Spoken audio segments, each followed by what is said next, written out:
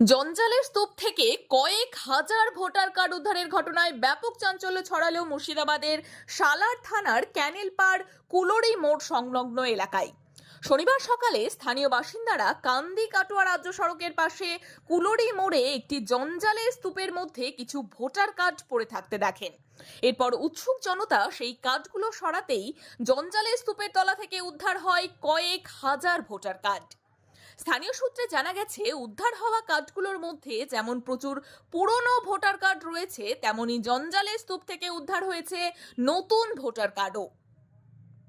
এর জন্য তো এটা আপনার কি বলছি যে নির্বাচনের নামে প্রহসন ঘটেছে, যার ফলে জবরদস্তি মানুষের কাছ থেকে ভোটার কার্ড কেড়ে নিয়ে রেখেছিলেন।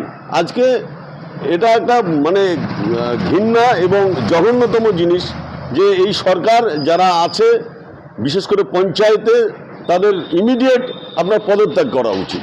বিশেষ করে আপনার সালার এলাকায় বা গোটা কানি মহকুমায় সর্বত্র একই অবস্থা।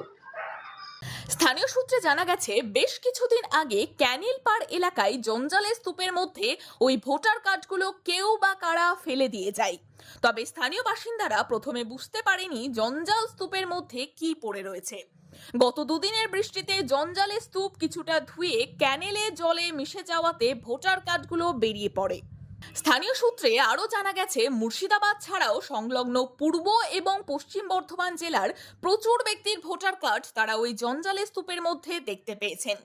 জঞ্জালের স্তূপে পুরনো ভোটার কার্ডের পাশাপাশি নতুন অনেক কার্ডও খুঁজে পাওয়া গেছে বলেই স্থানীয় বাসিন্দাদের দাবি।